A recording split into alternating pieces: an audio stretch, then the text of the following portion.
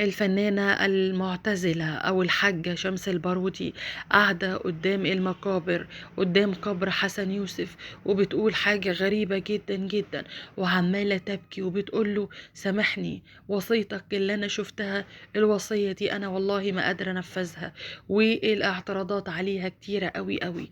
تعالوا نشوفها بالصوت والصورة أمام المقابر، وهي عمالة تبكي وماسكة المصحف وبتقول وصيته وتفاصيل يعني مبكية إلى حد ما قالتها الحاجة شمس البارودي.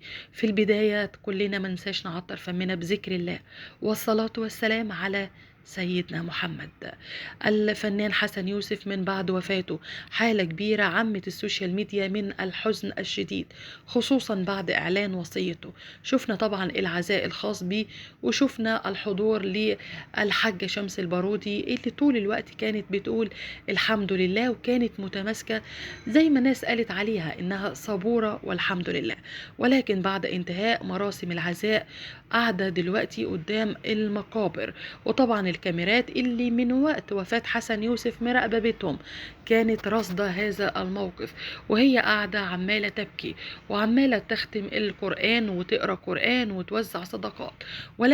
لكن لفت الانتباه كلمة، إن هي مش قادرة تنفذ الوصية، وإن هناك احتجاجات واعتراضات من الوسط الفني شديدة جدا عليها، خصوصا إن هي الوصية تم الإعلان عليها مباشرة، يعني ما تأخروش في إعلانها.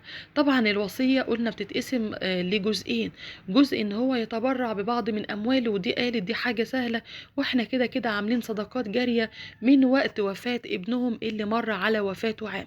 هي فقدت ابنها وزوجها في أقل من عام، فبالتالي الموضوع مؤثر عليها جدا جدا.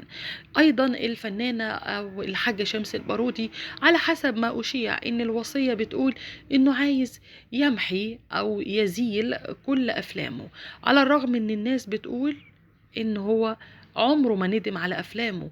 وقال في إحدى اللقاءات، يعني لما سألوه يا ترضيك أو يرضيك إن ابنك يقبل أو يبوس فنانة في الأفلام، فهو رد وقتها وقال إيه يعني لما يدوق زي ما أبوه داق.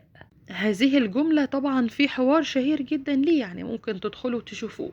فالناس كلها بتقول يعني بعد اللي هو قاله ده هيجي يعتزل؟ عادي يا جماعة، ما يمكن فعلا هو مش مجرد اعتزال، هو بفكر في محو وانها سيئة جارية.